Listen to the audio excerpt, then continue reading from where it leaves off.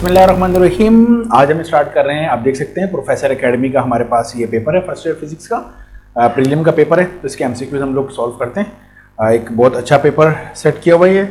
सो बिस्मिल्लाहिर्रहमानिर्रहीम। और जो पहला एमसीक्यू आप देख रहे हैं, पहले एमसीक्यू में वो आपसे कह रहे हैं the area of the parallelogram form by two vector. तो अगर हमें याद है तो थ्योरी, तो हम जानते हैं कि क्रॉस प्रोडक्ट का मैग्नीट्यूड एरिया ऑफ पैरेललोग्राम के बराबर होता है। अब आप मुझे बताइए कि अगर एक वेक्टर ए हो और दूसरा वेक्टर बी हो तो इन दोनों का क्रॉस प्रोडक्ट ये हो गया, और इसका मैग्नीट्यूड के लिए हम दो मॉड की लाइन लगा देते हैं। तो मेरा ख्याल है हम आंसर पे पहुंच चुके हैं। This is mod A cross B. Okay, next हमारे पास है, वो कह रहा है the dot product of force and velocity. Simple theory का है, फोर्स और वेलोसिटी का डॉट प्रोडक्ट हमारे पास क्या कहलाता है? पावर कहलाता है। ठीक है, so simple is that. Next one है हमारे पास projection of any vector A along the direction of any other vector B may be calculated as. तो कैसे कैलकुलेट करते हैं ये जरा मैं आपको बता दूं। देखें, हम जानते हैं कि अगर किसी एक वेक्टर का किसी दूसरे में प्रोजेक्शन मालूम करना है तो वो हमने ऐसे पढ़ा हुआ है कि ए को हम डॉट करते हैं अगर पहला वेक्टर ए है, और जिस पर प्रोजेक्शन मालूम करते हैं अगर वो वेक्टर बी है तो उसके यूनिट वेक्टर के साथ। So this is A dot B. ये हमारे पास होता है वेक्टर ए का प्रोजेक्शन वेक्टर बी पे। और आप जानते हैं कि हम किसी यूनिट वेक्टर को कैसे लिखते हैं? यूनिट वेक्टर को, उस वेक्टर को उसके अपने ही मैग्नीट्यूड से क्या करते थे? डिवाइड। तो ये जो पूरा स्टेप है, क्या मैं इसको ऐसे नहीं लिख सकता कि ए डॉट बी और डिवाइडेड बाय बी? इसको बी भी लिख सकते हैं, या इसके ऊपर बी के ऊपर अगर मैं एरो डाल दूं तो फिर मुझे मॉड की लाइन लगानी पड़ेगी। ये दो तरीके होते हैं किसी भी वेक्टर का मैग्नीट्यूड लिखने का। So A dot B upon B, A dot B upon B, या बी का मैग्नीट्यूड की जबान में भी हम लिख सकते हैं। तो ये दोनों मैंने आपको इसलिए बताया कि ये भी हो सकता है, ये भी हो सकता है। ठीक है, so A dot B upon B, ये है हमारे पास हमारा आंसर। ओके, नेक्स्ट वन है 1 मीटर पर सेकेंड कितने किलोमीटर पर आवर के बराबर होता है? बड़ी सिंपल कैलकुलेशन है, अभी हम कर लेते हैं। सो मेरे पास है 1 मीटर पर सेकेंड। तो मुझे बताइए क्या मैं इसको 1 मीटर अपॉन 1 सेकेंड नहीं लिख सकता? आप बोलेंगे यस लिख सकते हैं 1 मीटर पर सेकेंड को। सो मीटर को मैंने कन्वर्ट करना है किस में? किलोमीटर में। तो 1 डिवाइडेड बाय 1000, तो ये मेरे पास किस में कन्वर्ट हो गया? किलोमीटर में। किलोमीटर के लिए 1000 से डिवाइड करते हैं। सेकंड को आवर में कन्वर्ट करना है तो डिवाइडेड बाय 3600, तो ये आवर के अंदर हमारे पास कन्वर्ट हो गया। अब आप मुझे बताइए 2 0 से 2 0 कैंसिल कर दूंगा, सबसे नीचे वाला सबसे ऊपर से मल्टीप्लाई होता है और ये दोनों आपस में मल्टीप्लाई होते हैं। सो मेरे पास ये आ गया 36 अपॉन 10, और 36 को 10 से डिवाइड करें तो 3.6 किलोमीटर पर आवर। तो ये किसका हमने आंसर निकाल लिया? 1 मीटर पर सेकेंड का। तो 3.6 किलोमीटर पर आवर, ये रहा मेरा जवाब। अच्छा जी, नेक्स्ट वन में हमसे कह रहा है 1 kg stone when falling from a height of 10 metre strike the ground with the velocity of. Height दी हुई है और वो कह रहा है फाइनल वेलोसिटी क्या होगी जिससे वो टकराएगा। तो जाहिर सी बात है जब हम किसी चीज़ को ड्रॉप करते हैं तो ये फ्री फॉल है हमारे पास। तो फ्री फॉल में हम अभी निकाल लेते हैं। वैसे तो आप चाहे तो डेटा बना सकते हैं, वरना क्विकली आपको पता है तो आप क्विकली कर सकते हैं। और मैथ्स का कोई लेना देना नहीं है, ग्रेविटी यानी इक्वेशंस ऑफ मोशन में सब सेम एक्सेलरेशन से ट्रैवल करते हैं। सो जब हम उसको फॉल करवा रहे हैं तो इनिशियल वेलोसिटी को आप क्या मानेंगे? 0 मानेंगे। और चूंकि हमने मालूम करना है फाइनल वेलोसिटी और हमें डिस्टेंस दिया हुआ है, तो 2as is equal to vf square minus vi square. So initial velocity 0 है, ये तो खत्म हो गया। और मुझे फाइनल वेलोसिटी मालूम करनी है, इसका स्क्वायर हटाऊंगा तो यहाँ पे रूट लगा दूंगा 2, और a को रिप्लेस कर रहा हूँ g से, और साथ में s है। डिस्टेंस कह लो या हाइट कह लो, बात एक ही होती है हमारे पास। सो 2 मल्टीप्लाई बाई g 9.8, और हाइट उसने हमें दी है at height of 10 metre. 10 metre उसने दिया है। सो आप 10 को मल्टीप्लाई करें 9.8 से 98 हो जाएगा। 98 को 2 से मल्टीप्लाई करें तो ये मेरा ख्याल है 196 बनता है हमारे पास। और 196 का रूट ले लें तो 14 हमारे पास बनेगा, और यूनिट होगा मीटर पर सेकेंड। सो हमारे पास जो आंसर है वो बनता है 14 metre per second. Okay, next one, how many metres, हमें डिस्टेंस मालूम करना है। विल ए 20 kg बॉल, तो बॉल का मास 20 kg है, स्टार्टिंग फ्रॉम रेस्ट, रेस्ट से स्टार्ट हो रही है, फॉल फ्रीली और फ्री फॉल करा रहे हैं। तो इसका मतलब ये हुआ कि जो मैस है उसका कोई लेना देना हमारे पास नहीं है, क्योंकि फ्री फॉल में मैस से कोई ताल्लुक नहीं होता। और 1 सेकेंड में, तो अब हाउ मेनी मीटर्स का मतलब कितना डिस्टेंस कवर करेगा अगर हम रेस्ट से स्टार्ट करें और 1 सेकेंड का टाइम हो। तो आई बिलीव सो कि डिस्टेंस मालूम करना है हमें और हमारे पास इनिशियल वेलोसिटी 0 है, V I T plus half, A की जगह पे जी लिख रहा हूँ, फ्री फॉल और टाइम टी स्क्वायर। सो अगर मुझे डिस्टेंस मालूम करना है, initial velocity 0, time 1 second plus half, G हमारे पास होता है 9.8 और टाइम 1 सेकेंड पे स्क्वायर, तो 1 का स्क्वायर 1, कोई फर्क नहीं पड़ेगा, तो 0 मल्टीप्लाई बाय 1, दिस बिकम 0, 9.8 को 2 से डिवाइड करें, so this become 4.9 and the unit is metre. So हमारा आंसर आ जाएगा 4.9 मीटर्स। ठीक है, मैथ्स का कोई लेना देना नहीं है, please be careful. Next one हमारे पास कह रहा है, under the influence of the constant unbalance force a body move. अगर अनबैलेंस फोर्स लगे तो बॉडी कैसे मूव करेगी। यहां पर थोड़ी सी थ्योरी आप जरा समझ लीजिए। देखिए याद रखिएगा, जब भी हम बात करते हैं किसकी, बैलेंस फोर्स की, तो बैलेंस फोर्स का मतलब होता है आमतौर पे नो फोर्स। जब भी बैलेंस फोर्स होती है तो हम कहते हैं, जब हम कहते हैं ना किसी बॉडी पे कोई फोर्स नहीं लग रही, तो जब कोई फोर्स नहीं लग रही, एक्चुअली इस वक्त फोर्सेस लग रही होती है, लेकिन वो बैलेंस होती हैं, वो सब एक दूसरे को कैंसिल कर रही होती हैं। मसलन मैं अगर इस फर्श पे खड़ा हूँ तो मैं कह रहा हूँ मेरे पास पे कोई फोर्स नहीं लग रही है लेकिन बैलेंस, मतलब जितना मेरा वेट नीचे एक्ट कर रहा है उतना ही फर्श मुझ पे नॉर्मल रिएक्शन ऊपर की जानिब लगा रहा है, तो नीचे वाली force weight and normal reaction दोनों सेम है, तो बैलेंस फोर्सेज है, तो मैं कह रहा हूँ मेरे पे कोई फोर्स नहीं लग रही। मेरा ख्याल है समझ में आ रही होगी। तो बैलेंस फोर्सेज का मतलब होता है नो फोर्स, और जब भी कोई फोर्स ना लग रही हो तो इसका मतलब होता है एक्सेलरेशन कितनी है, 0। और इस बात का मतलब बेसिकली क्या होता है, इस बात का मतलब होता है कि जो भी बॉडी है वो किससे मूव कर रही है, कांस्टेंट स्पीड से मूव कर रही है, या आप इसके लिए लफ्ज वेलोसिटी भी लिख सकते हैं। कांस्टेंट स्पीड या कांस्टेंट वेलोसिटी होती है, ये मेरा ख्याल है थोड़ा सा इसको ऐसे लिख देता हूँ, कांस्टेंट स्पीड, या इसको आप लिख सकते हैं कांस्टेंट वेलोसिटी। ओके, यहां तक मेरा ख्याल बात समझ में आ गई होगी। अब अगर हमारे पास हो जनाबे अली अनबैलेंस फोर्स, सो याद रखिएगा जब भी अनबैलेंस फोर्स होगी, ये वो बात होती है जिसे हम कहते हैं कि हमारे पास फोर्स है। जब भी हम कहते हैं ना हमारे पास फोर्स है, एक्चुअली वो अनबैलेंस फोर्स होती है। सो जब भी अनबैलेंस फोर्स होगी तो एक्चुअली फोर्स हमारे पास हम जानते हैं कि एफ किसके इक्वल होता है, एम ए एक्सेलरेशन के। तो जब भी फोर्स होगी अगली चीज आपको जो मिलेगी वो क्या मिलेगी, एक्सेलरेशन मिलेगी। प्लीज बी केयरफुल कि जब भी फोर्स लगेगी तो फोर्स प्रोड्यूस एक्सेलरेशन। ये बात समझ में आ रही है। अब अगर ये जो बैलेंस फोर्स है ये अगर कांस्टेंट बैलेंस फोर्स है, कांस्टेंट बैलेंस फोर्स, तो ये जो एक्सेलरेशन होगी ये हमारे पास यूनिफॉर्म एक्सेलरेशन होगी। और अगर ये कांस्टेंट के बजाय मेरे पास वेरिएबल अनबैलेंस फोर्स हो तो याद रखिएगा ये जो एक्सेलरेशन होगी ये मेरे पास वेरिएबल एक्सेलरेशन होगी। बात समझ में आ रही है। सो अनबैलेंस फोर्स हमेशा एक्सेलरेशन प्रोड्यूस करती है। अनबैलेंस अगर कांस्टेंट है तो यूनिफॉर्म एक्सेलरेशन, और अनबैलेंस अगर वेरिएबल है तो वेरिएबल एक्सेलरेशन प्रोड्यूस होगी। और अगर बैलेंस फोर्स होगी मतलब कि कोई फोर्स नहीं है तो जो बैलेंस फोर्सेस का मतलब कांस्टेंट स्पीड या कांस्टेंट वेलोसिटी है, मतलब कि एक्सेलरेशन 0 है हमारे पास। ठीक है, तो यहां पे इसने क्या है, under the influence of constant and balance, constant and balance है तो it is uniform acceleration. So the next is during the projectile motion the acceleration along the horizontal direction. Horizontal direction में एक्सेलरेशन पूछ रहा है। पूरी projectile motion में acceleration होती है, लेकिन हॉरिजॉन्टल डायरेक्शन में हमने पढ़ा हुआ है कि प्रोजेक्टाइल की जो हॉरिजॉन्टल वेलोसिटी थी वो हमेशा कांस्टेंट होती है। तो अगर प्रोजेक्टाइल की हॉरिजॉन्टल वेलोसिटी कांस्टेंट है तो इसका मतलब है हॉरिजॉन्टल डायरेक्शन में वेलोसिटी चेंज नहीं हो रही, ये मतलब है ना कांस्टेंट का। और अगर चेंज नहीं हो रही तो एक्सेलरेशन कितनी है, 0। सो याद रखिएगा हॉरिजॉन्टल डायरेक्शन में जो एक्सेलरेशन है वो नहीं होती है हमारे पास। Next, if the initial speed of the projectile is double its range, तो फार्मूला लगा लीजिए रेंज का।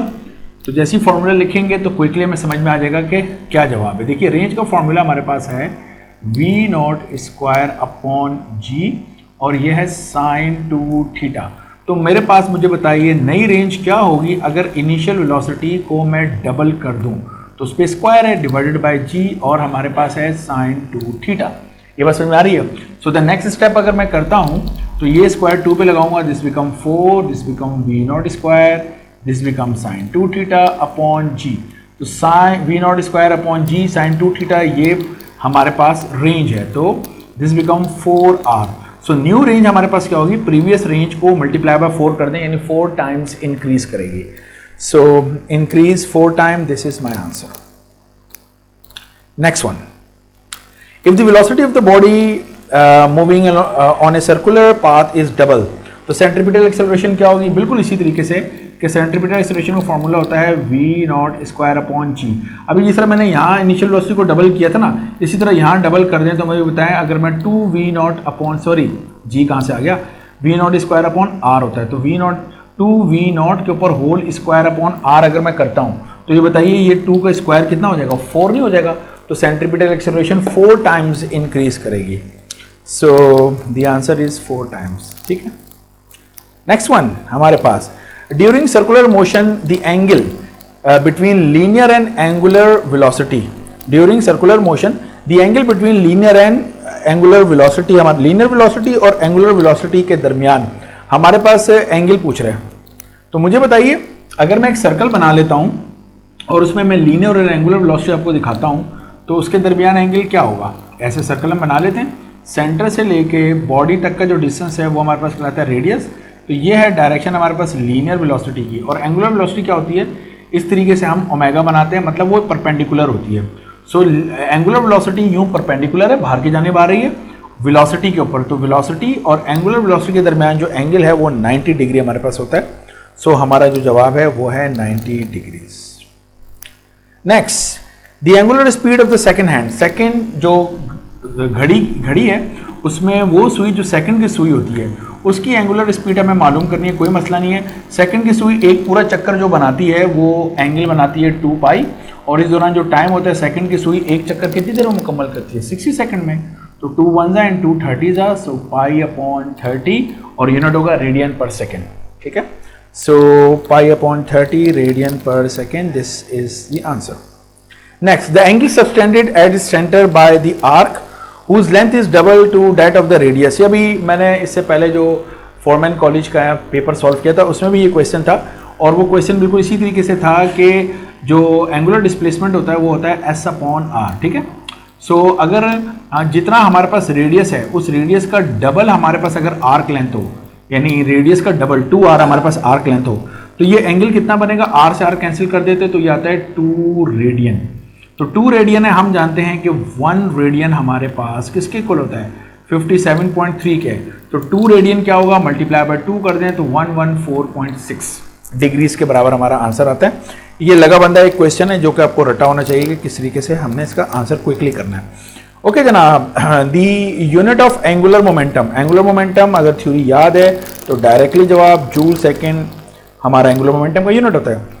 ए force of 8 newton is applied to the spanner, spanner कहते हैं वो पाने को कहते हैं जिससे हम नट वगैरह खोलते हैं, और उस पर परपेंडिकुलर लग रही है at a distance of 0.15 metre from the centre of the nut. तो मोमेंट ऑफ द फोर्स कितना है, मोमेंट ऑफ द फोर्स का मतलब ये है कि हमसे टॉर्क पूछ रहा है। तो टॉर्क का फॉर्मूला आप जानते हैं कि F इंटू डी होता है हमारे पास। मैं जरा मार्कर को सेट कर लूं, तो देखो मैं इसको कैसे सॉल्व कर रहा हूं। टॉर्क हमने कैलकुलेट करने, तो फोर्स हमारे पास उसने दी हुई है 8 न्यूटन, मल्टीप्लाई बाय जो डिस्टेंस है वो 0.15 है, बस इन दोनों को मैंने मल्टीप्लाई करना है और मेरा आंसर आ जाएगा। सो जनाब अली मैं भी इसको मल्टीप्लाई कर लेता हूँ, 8 multiply by 0.15, so that gives मी 1.2, और यूनिट हमारे पास क्या होगा, न्यूटन मीटर। तो 1.2 दिस इज 1.2 और newton metre. Okay, the next one हमारे पास, the average density of the earth is, ये रटा होना चाहिए, अर्थ की एवरेज डेंसिटी ये है। इस तरह के क्वेश्चन मैं ज़रा से एग्री नहीं करता कि याद करने वाले जो हैं वो जिसमें डेटा याद करना हो वो एग्ज़ाम में दिए जाएं, लेकिन बहरहाल इस तरह के क्वेश्चन एग्ज़ाम में आते हैं, ये हमारे आते हैं, तो इसलिए सर ने भी यहाँ पे दिया हुआ है और इसी वजह से इसने पूछा भी है सर ने। ठीक है, okay, the ratio of the dimension of the G to that of small G, capital G small G, ये मैं जो मॉडल पेपर जो है ना फर्स्ट ईयर का मॉडल पेपर, उसका जो पहला क्वेश्चन है उसमें हमारे पास उसने वहाँ पर पूछा हुआ है स्मॉल जी अपॉन कैपिटल जी, यहाँ पे सर ने पूछा हुआ है जी अपॉन स्मॉल जी। तो आप पहले ये वाला मॉडल पेपर वाला देख लीजिएगा, उसके बाद आप ये वाला खुद सॉल्व कर लीजिएगा और इसके जवाब पे आप लोग टिक लगा लीजिएगा। ठीक है, तो ऑलरेडी हमने किया हुआ है। If a planet whose mass and the radius both twice, radius और मास दोनों को हमने डबल कर दिया है, ट्वाइस कर दिया है जमीन के मुकाबले में, that of the earth, then the acceleration due to gravity, acceleration due to gravity का फॉर्मूला हम लगा लेते हैं कि वो क्या होता है। हम जानते हैं कि जो ग्रेविटी हमारे पास अर्थ पे है उसका फॉर्मूला होता है capital G M E upon R E square. So अगर हमें जहाँ पर भी ग्रेविटी मालूम करनी, इसको जी डैश कह रहे हैं, जो मैस है वो भी हमने डबल कर दिया है अर्थ के मैस के, और जो रेडियस है वो भी हमने डबल कर दिया है अर्थ के रेडियस पे, और यहाँ पर हमने स्क्वायर अप्लाई कर दिया। ठीक है, आप देख सकते हैं उस मैस एंड रेडियस, मैस और रेडियस दोनों को हमने क्या कर दिया, ट्वाइस कर दिया ज़मीन के मुकाबले में। सो ये 2 शुरू में लिख देता हूँ, 2 capital G M E upon ये स्क्वायर 2 पे आएगा तो दिस बिकम 4, और ये स्क्वायर RE पे आएगा तो this become RE square. 2 1 and 2 2 और ये पूरी चीज़ किसके बराबर है मेरे पास, अर्थ की ग्रेविटी के। So this is 1/2 and this is earth gravity. So चूंकि मेरे पास वैल्यूज लिखी हुई हैं तो अर्थ की ग्रेविटी होती है 9.8, तो उसको 2 से डिवाइड कर दीजिए, this become 4.9 and the unit is metre per second square. So मेरा जो आंसर है वो है 4.9 metre per second square. Next हमारे पास है, कह रहा है if the distance between the centre of the body to the centre of the earth increase, तो वैल्यू ऑफ G पर क्या फर्क पड़ेगा। अच्छा जनाब, अभी हम बना लेते हैं। देखिए मैं ये बनाता हूँ अर्थ, ओके, अर्थ के सेंटर से लेके अर्थ की सरफेस तक के डिस्टेंस को हम कहते हैं रेडियस ऑफ अर्थ, और इस पर हमने एक बॉडी रखी है, ये उस बॉडी का सेंटर है। अगर मैं इस बॉडी को उठा के यहाँ पर ले जाता हूँ तो बॉडी का सेंटर और सेंटर ऑफ द अर्थ से लेकर बॉडी का जो सेंटर है इनके दरमियान डिस्टेंस बढ़ रहा है। तो जब भी हम सरफेस से किसी बॉडी को ऊपर लेके जाते हैं तो ग्रेविटी क्या होती है, कम होना शुरू, जमीन की सरफेस से ऊपर लेते हैं तो कम होना शुरू होती है। सो इसका आंसर है कि G डिक्रीज करेगा। ठीक है, सो द आंसर इज कि वो क्या करेगा, G की वैल्यू क्या होगी, डिक्रीज होगी अगर हम सेंटर ऑफ द बॉडी और सेंटर ऑफ द अर्थ के दरमियान डिस्टेंस इंक्रीज करें। यहाँ पे इस क्वेश्चन में एक छोटी सी अमेंडमेंट हो सकती है। मेरे कॉलेज के एक बड़े सीनियर प्रोफेसर हैं, उन्होंने मुझे सजेस्ट किया कि इसमें आपको इस तरह तब्दीली करनी चाहिए, क्योंकि ये MCQ कुछ स्टूडेंट के लिए जो है ना वो कंफ्यूजिंग हो जाएगा। क्यों कंफ्यूजिंग हो जाएगा, अगर वो इसको ऐसे समझ बैठें, वो ये समझ बैठें कि ये हमारी अर्थ है, अर्थ के सेंटर से सरफेस तक का जो डिस्टेंस है वो है रेडियस ऑफ अर्थ, और वो ये समझ बैठें कि बॉडी कहीं यहाँ पर रखी हुई है, तो बॉडी का सेंटर और अर्थ का सेंटर। तो अब अगर बॉडी को मैं इंक्रीज, बॉडी को ऊपर लेके जा रहा हूँ तो बॉडी का सेंटर और अर्थ के सेंटर के दरमियान डिस्टेंस बढ़ रहा है ना, तो ये डिस्टेंस बढ़ेगा तो ग्रेविटी बढ़ेगी, क्योंकि ज़मीन के सेंटर पे ग्रेविटी कितनी होती है, 0।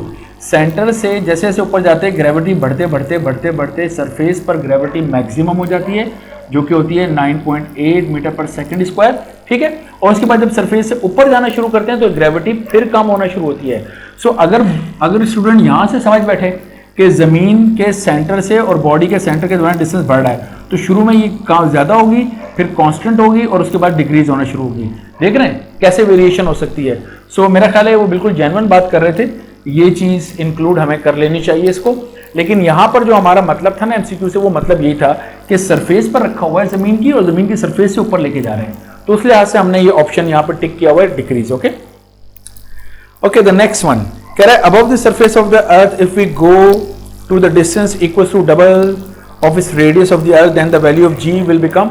ये मैंने अभी फोरमैन का जो इससे पहले वाला मैंने अपलोड किया वीडियो फोरमैन कॉलेज की, उसे मैंने ये MCQ सॉल्व किया हुआ, वहाँ पे था थ्राइस, यानी जितना ज़मीन का रेडियस है उससे 3 टाइम्स ऊपर चले जाएं।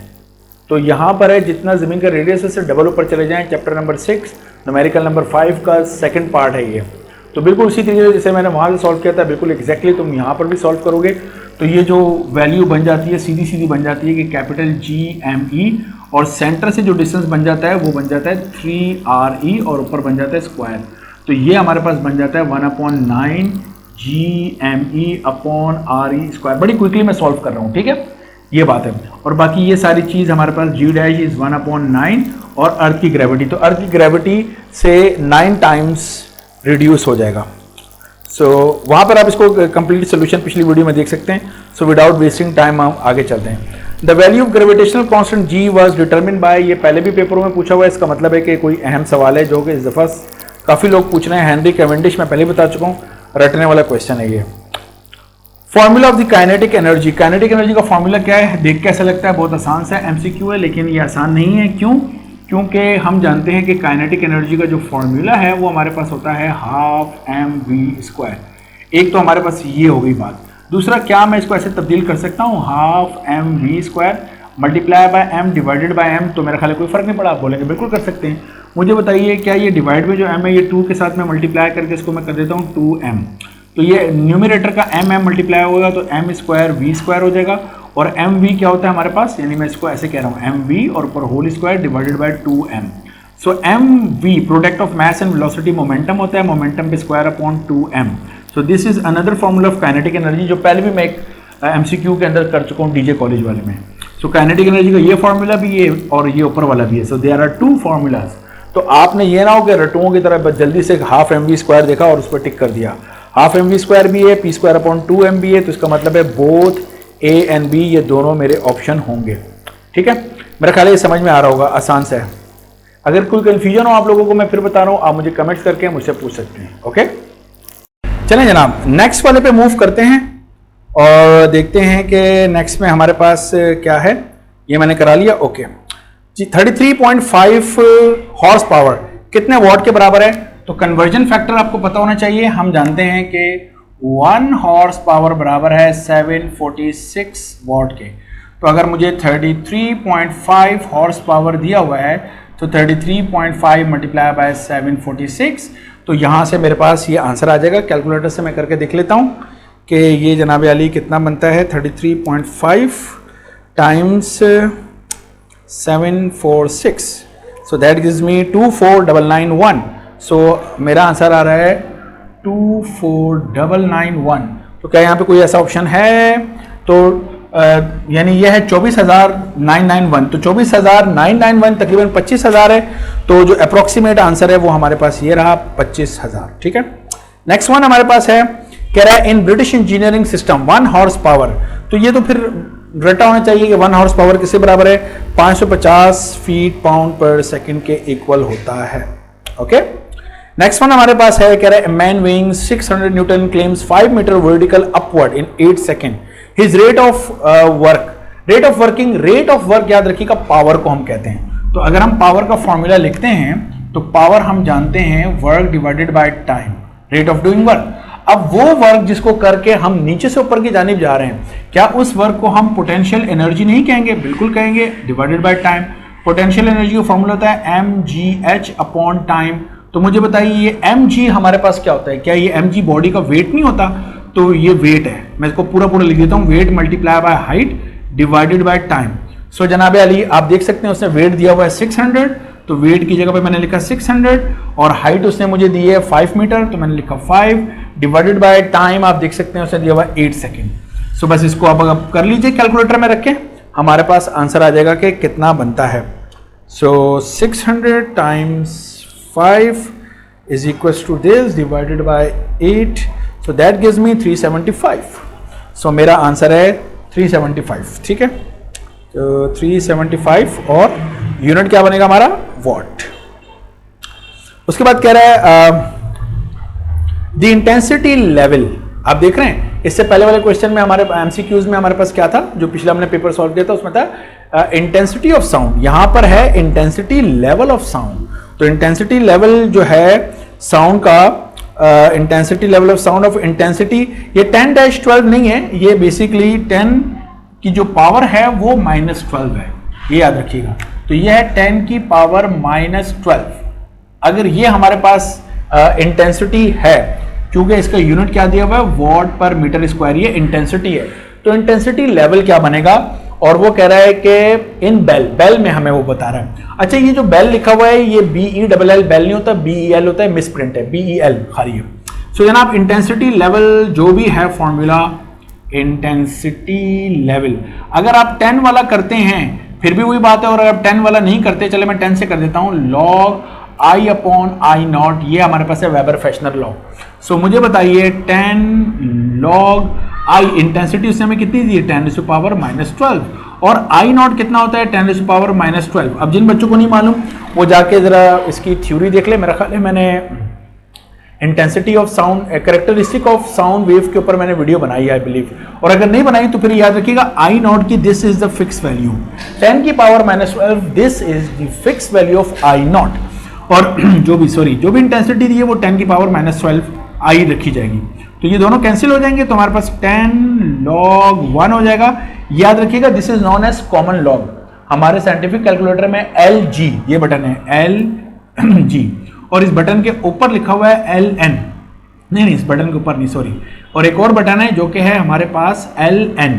ये LN हमारे पास होता है नेचुरल लॉग, और ये LG हमारे पास होता है कॉमन लॉग। तो LOG का मतलब है LG वाला यूज करना है। तो अगर आप लॉग, सॉरी मैंने I लिख दिया, दोनों कैंसिल होकर 1 बचता है। ठीक है, log 1 करेंगे तो 10 और log 1 का जवाब कितना होता है हमारे पास 0, तो 0 मल्टीप्लाई बाय 10 तो 0। और अगर आप ये शुरू वाला 10 ना लिखें, क्योंकि अगर जब शुरू में 10 नहीं लिखते तब हमारे पास यूनिट क्या होता है, बेल होता है, और जब हम शुरू में 10 लिखते हैं तो फिर हमारे पास जो यूनिट होता है वो डीबी, डेसीबेल होता है।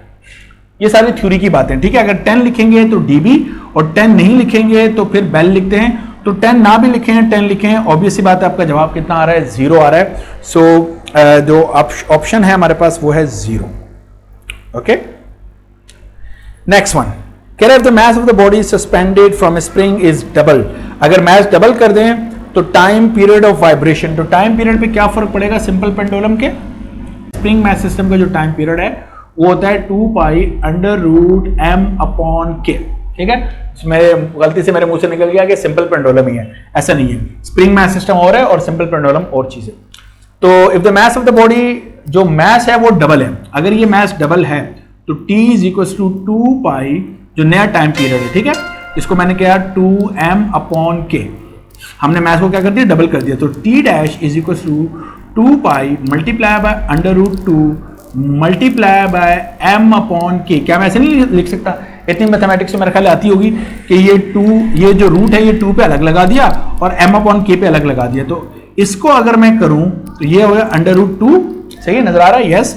और बाकी सारी 2 pi under root m upon k as it is. तो ये सारी चीज, ये सारी जो ब्रैकेट में, क्या ये पुराना टाइम पीरियड नहीं है, तो time period under root 2 times क्या होना चाहिए, इंक्रीज होना चाहिए। So time period become under root 2 times, ये मेरा आंसर होगा। आई बिलीव से समझ आ रहे होंगे। अच्छा जनाब, नेक्स्ट वन में वो हमसे कह रहा है कि time period of simple pendulum at the centre of the अर्थ। तो मुझे बताइए सिंपल पेंडुलम का जो टाइम पीरियड है, क्या उसका formula 2 pi under root L upon G है, हम ये बात जानते हैं। और जमीन के सेंटर पे ग्रेविटी कितनी होती है हमारे पास, 0 होती है। तो अगर जमीन के सेंटर पे हमारे पास ग्रेविटी 0 है तो टाइम पीरियड हमारे पास कितना होना चाहिए, मुझे बताइए आप लोग। सो मुझे मेरा ख्याल है कि आप में से वो तमाम लोग जिनकी मैथमेटिक्स स्ट्रांग होगी वो तो जवाब पे पहुंच चुके होंगे, और बाकी लोग हो सकते हैं शायद कंफ्यूज हों।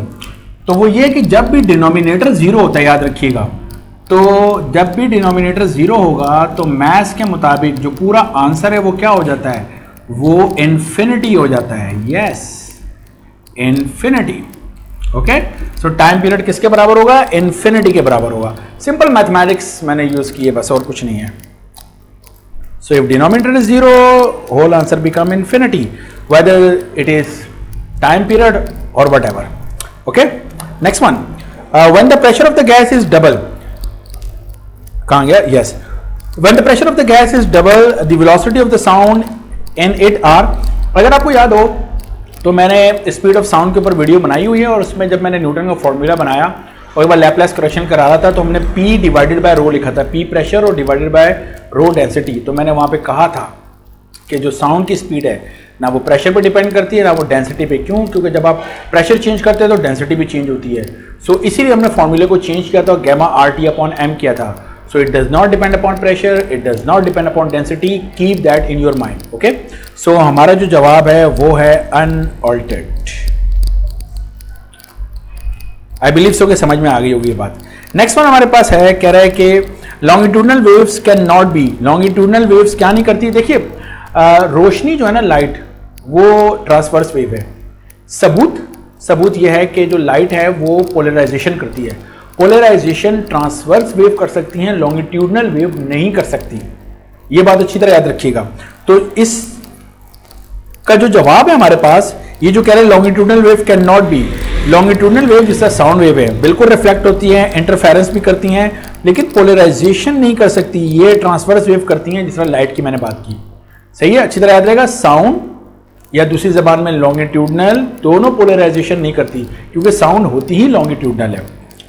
नेक्स्ट वन हमारे पास वो कह रहा है कि supersonic object like F-16 jet plane produce dash waves. Supersonic जो है वो शॉक वेव्स प्रोड्यूस करते हैं। ये डॉपलर इफेक्ट के अंदर स्पेशल, जब हम थोड़ा सा बात करते हैं स्पेशलाइज किस्म की, कि जब जो वो है सोर्स जो कि साउंड प्रोड्यूस कर रहा है उसकी स्पीड, जो साउंड की स्पीड है उसके बराबर हो जाए और फिर उससे आगे जाना शुरू हो जाए तो मार्क नंबर हमारे पास एक कहलाता है, तो मार्क स्पीड होती है हमारे पास। तो वो जो वेव्स प्रोड्यूस करता है उसे हम कहते हैं shock waves. Okay, simple pendulum is in simple harmonic motion, time period T है। If the length is double, length को डबल कर दें तो नया टाइम पीरियड हमारे पास क्या होगा, फॉर्मूला हमने लिखा हुआ है, बिल्कुल इसी तरीके से सॉल्व कर लेते हैं जिस तरह स्प्रिंग मैथ्स सिस्टम को हमने सॉल्व किया हुआ है। सो वी नो कि time period is 2 pi under root L upon G, और नया टाइम पीरियड क्या होगा अगर हम लेंथ को डबल कर दें एल अपॉन जी, तो लेंथ को हमने 2l कर दिया, सही है, यही है ना, if the length is double, yes. तो अब मुझे बताइए क्या बनना चाहिए, ये हो जाएगा 2 पाई, और इस रूट को सॉरी इस 2 को हम लिख सकते हैं अंडर रूट 2 और बाकी as it is under root L upon G. So मुझे बताइए T dash is equal to under root 2 और साथ में ब्रैकेट लगा के 2 pi under root L upon G as it is हो जाएगा हमारे पास। तो ये हो गया अंडर रूट 2 और ये सारी चीज हमारे पास है टाइम पीरियड। सो नया time period under root 2 times previous time period क्या होगा, लेकिन चूंकि यहाँ पे आप आंसर देख सकते हैं वैल्यूज है, तो अंडर रूट 2 का जो जवाब होता है 1.414 होता है। ये जरा मुझे याद है तो इसलिए मैंने डायरेक्टली कर दिया बगैर कैलकुलेटर उठाए। तो आप कैलकुलेटर से देख सकते हैं अंडर रूट 2 1.414 होता है। सो that is your answer. Next one वो हमसे कह रहा है कि at what temperature with the velocity will the velocity of sound be double of its value at 0 C नहीं है, ये 0 डिग्री है, समझ आ रही मेरी बात, 0 डिग्री सेल्सियस है। तो डिग्री का जो 0 है ना वो जरा ऐसे ऐसे हो गया, ये जो टाइपिंग कर रहा है उसकी मिस्टेक है हमारे पास, राइट। सो जनाब अभी इसको कर लेते हैं। आपने देखा होगा थ्योरी के अंदर मैंने ये बात बताई है कि अगर हमने वेलोसिटी मालूम करनी है साउंड की किसी भी टेम्परेचर के ऊपर, तो वो है वेलोसिटी 0 डिग्री पे, और फिर हम लिखते हैं under root T divided by 273। तो जिस टेम्परेचर पर आपको वेलोसिटी मालूम करनी है वो टेम्परेचर यहाँ पे लिखना है, लेकिन टेम्परेचर इज इन केल्विन, ये लाजमी शर्त है कि टेम्परेचर किस में होना चाहिए, केल्विन में होना चाहिए। तो 0 डिग्री पे जो वेलोसिटी है वो हमें मालूम होती है 332 होती है। तो इस फॉर्मूले को आपने ऐसे देखा होगा, ये लिखा होता है 332, ओके। सो मैं इसको ऐसे कर लेता हूं कि वेलोसिटी जिस टेम्परेचर पे मालूम करनी है डिवाइडेड बाय 3320 वाली, तो ये हो जाएगा under root T upon 273। So velocity जिस टेम्परेचर पे मालूम करनी है वो टेम्परेचर यहाँ लिखना है। तो वो कह रहा है वो जो वेलोसिटी है ना वो 0 डिग्री वाली वेलोसिटी यानी 332 का डबल हो जाए, तो ये वेलोसिटी है डबल हो जाए 332 का। मेरा ख्याल है मेरी बात समझ में आ रही होगी। 0 डिग्री पे जो वेलोसिटी है उसका डबल, तो मैंने ऐसे करके लिख दिया मल्टीप्लाई बाय 2 करके। अब अगर मैं यहां से इस रूट को हटाता हूं तो आप मुझे बताइए क्या मुझे यहां स्क्वायर अप्लाई करना चाहिए? यस, मुझे जरूर स्क्वायर अप्लाई करना चाहिए। ये तो कैंसिल हो गए और ये स्क्वायर 2 पे आएगा, this become 4 is equal to T divided by 273। तो इन दोनों को मल्टीप्लाई कर दीजिए, 4 multiply by 273, so this will be the temperature. मैं इसको मल्टीप्लाई कर देता हूं। So 4 multiplied by 273, so that gives me 1092 और यूनिट क्या है, केल्विन। अच्छा, मेरे पास जो जवाब है वो केल्विन से हटके डिग्री सेल्सियस में, तो केल्विन से डिग्री सेल्सियस में जाने के लिए -273 करते हैं। सो -273 करता हूं, -273, so that gives me 819 degree Celsius, ठीक है। So let me check, 819, yes, ये रहा मेरे पास 819, ऑप्शन नंबर 2 है। Next one, sound is the unit of loudness. Loudness का यूनिट है हमारे पास, लाउडनेस ऑफ साउंड का यूनिट है हमारे पास साउंड, और 1 साउंड 40 dB के बराबर होता है, ये भी याद होना चाहिए आपको। Okay, if you cut spring into 2 equal part, याद रखिएगा spring constant and length inversely proportional एक दूसरे के, याद रखिएगा स्प्रिंग कांस्टेंट के इनवर्सली प्रोपोर्शनल होता है किसके, लेंथ के। तो लेंथ बढ़ाएंगे तो के कम होगा, लेंथ कम करेंगे तो के ज्यादा होगा। अब अगर आपने स्प्रिंग को हाफ कर दिया, कट कर दिया 2 हिस्सों में, तो लेंथ हाफ की, तो ये क्या हो जाएगा, के डबल हो जाएगा। तो इसका जो जवाब है वो हो जाएगा be doubled. I believe so, ये बात समझ में आ गई होगी, ठीक है। Next one, Young double slit experiment के अंदर कंडीशन फॉर कंस्ट्रक्टिव इंटरफेरेंस, रट्टे वाला एमसीक्यू है, D sine theta is equal to M lambda constructive interference के लिए। Next one is which of the following is not electromagnetic waves, X rays electromagnetic हैं, radio, ultra violet rays, alpha rays. Alpha आपने chemistry में पढ़ा होगा first year वालों के लिए, मैं केमिस्ट्री की मिसाल इसलिए दे रहा हूँ कि ये सेकंड ईयर फिजिक्स के अंदर है लेकिन फर्स्ट ईयर केमिस्ट्री के अंदर ये है। अब कंप्यूटर वाले बोलेंगे हमने तो नहीं पढ़ा, तो याद कर लें भाई, बस ये कह सकता हूँ मैं आपको। ऐसे एमसीक्यूज नहीं आने चाहिए जो कि केमिस्ट्री रिलेटेड हो, लेकिन फिर लोग ये कहते हैं कि यार मैट्रिक में तो पढ़ा है ना। सो अल्फा पार्टिकल्स हैं, जबकि इलेक्ट्रोमैग्नेटिक जो वो वेव्स हैं, एक्सरेज वेव्स हैं, यानी रेडियो और अल्ट्रावायलेट, वो सब इलेक्ट्रोमैग्नेटिक हैं, ठीक है। So the next one is number of lines ruled per centimetre on diffraction grating is 4000।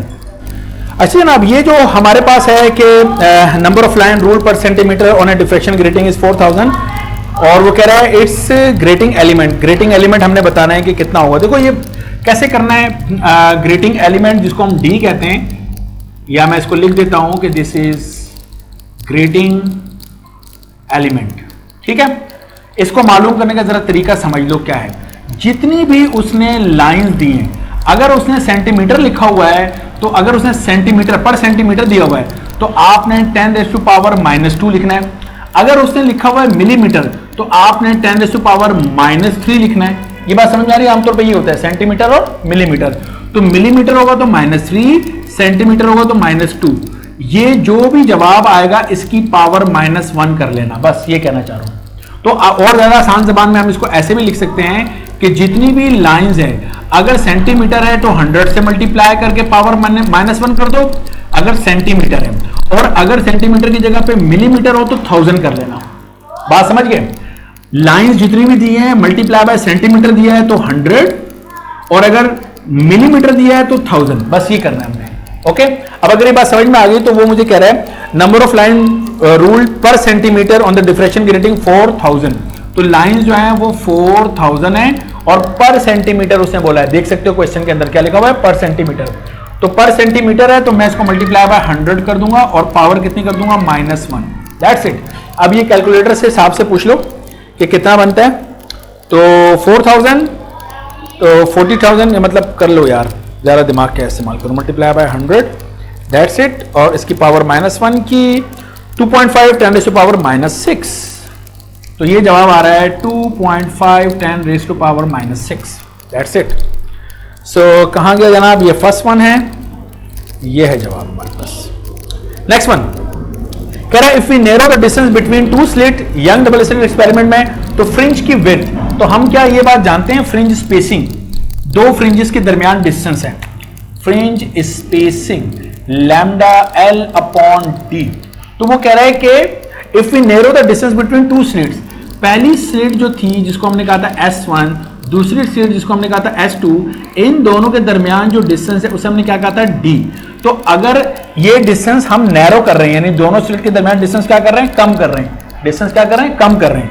तो D कम करेंगे तो डेल्टा X क्या ज्यादा नहीं होगा, फ्रिंज स्पेसिंग ज्यादा होगी, यानी फ्रिंज की विड्थ भी बढ़ेगी। अगर फ्रिंज की विड्थ बढ़ेगी तभी तो स्पेस बढ़ेगा। ओके, फ्रिंज की विड्थ का मतलब यह है कि ये एक फ्रिंज है मेरे पास, उसके बाद ये दूसरी फ्रिंज है, तो और उसके बाद ये है तीसरी फ्रिंज। लेकिन अगर एक ही फ्रिंज की विड्थ इतनी ज्यादा हो जाए तो तमाम फ्रिंजेस जो है वो क्या है, यूनिफॉर्म है ना, तो दूसरी फ्रिंज भी ऐसी बड़ी सी बन जाएगी मेरे पास, तो फ्रिंज की विड्थ बढ़ेगी। ओके, सो अगर हम नैरो करेंगे तो जो फ्रिंज की विड्थ है वो हमारे पास क्या करेगी, इंक्रीज करेगी। So that is my answer. Next one, if a single convex lens is placed close to the eye, अगर एक सिंगल कॉन्वेक्स लेंस को हम आई के करीब रखें तो वो किसके तौर पे इस्तेमाल होगा, आपको याद होगा मैंने जो चैप्टर नंबर 10 में वीडियोस बनाई है, वैसे तो रिड्यूस सिलेबस में नहीं है, कौन, सिंपल माइक्रोस्कोप। तो सिंपल माइक्रोस्कोप की वीडियो में मैंने उसकी 3 हेडिंग डाली हैं, simple microscope, number 2 single convex lens, number 3 magnifying glass. ये तीनों एक ही चीज का नाम है। सो सिंपल माइक्रोस्कोप, एक single convex lens simple microscope कहलाता है, राइट। नेक्स्ट वन कह रहा है in an astronomical telescope the focal length of the objective 90 centimetre है और आईपीस की फोकल लेंथ है 10 सेंटीमीटर। लेंथ ऑफ टेलीस्कोप, तो एस्ट्रोनॉमिकल टेलीस्कोप की लेंथ मालूम करने का जो फॉर्मूला है वो होता है f0 प्लस fe, यानी दोनों की फोकल लेंथ को हम प्लस कर देते हैं। तो एक है 90 और दूसरी है 10, तो ये बन गया 100 सेंटीमीटर। सो 100 सेंटीमीटर ये रहा मेरे पास जवाब, और 100 सेंटीमीटर 1 मीटर के बराबर होता है, तो ये भी जरा एहतियात करनी है कहीं 1 मीटर भी ना दिया हो। तो 1 मीटर 100 सेंटीमीटर है तो फिर कोई ऑप्शन होगा बोथ, या 100 सेंटीमीटर ना दिया हो खाली 1 मीटर दिया हो, तो ये जरा कन्वर्जन आनी चाहिए। नेक्स्ट वन कह रहा है if an object is place at principal focus, अगर ऑब्जेक्ट को हम फोकस पे रखेंगे तो इमेज इन्फिनिटी भी बनेगा, और अगर हम ऑब्जेक्ट को इन्फिनिटी पे लेके जाएंगे तो इमेज बनेगा फोकस पे। सिंपल रे डायग्राम्स याद होनी चाहिए। तो अगर ऑब्जेक्ट को हमने प्रिंसिपल फोकस पे रखा है कन्वर्जिंग लेंस के, तो इमेज कहां बनेगा, इन्फिनिटी पे बनेगा। ये हमारे पास हो गए मुकम्मल 42 एमसीक्यूज। अच्छी तरीके से याद रखिएगा कि ये जो प्रोफेसर एकेडमी के एमसीक्यूज हैं मेरे लिहाज से मोस्ट इंपॉर्टेंट एमसीक्यूज हैं। ये सर ने, मैं जरा फिर अच्छी बात नहीं यूट्यूब पे नाम लेना, लेकिन sir is very experience teacher, और सर ने ये जो एमसीक्यूज बनाए हुए हैं ये क्योंकि मैंने इनके सेकंड ईयर के एमसीक्यूज भी करवाए थे और मैंने देखा था एग्जाम में काफ़ी लगे इनके सेकंड ईयर के एमसीक्यूज। सो आई बिलीव सो कि सर के एमसीक्यूज आपको करने चाहिए। सर ने और भी बहुत सारे मोस्ट इंपॉर्टेंट एमसीक्यूज की एक पीडीएफ बनाई हुई है, मेरे पास वो है। इसके बाद मैं इंशाल्लाह कोशिश करूंगा वो पीडीएफ भी करवाऊं, ठीक है आपको। सो इनको बहुत अच्छी तरीके से करेगा। If you have any question आप मुझे कमेंट कर सकते हैं, मुझसे पूछ सकते हैं, और इसको शेयर कर लीजिएगा अपने बाकी दोस्तों के साथ, ठीक है। थैंक यू सो मच, आप लोगों का बहुत बहुत शुक्रिया। अल्लाह हाफिज़।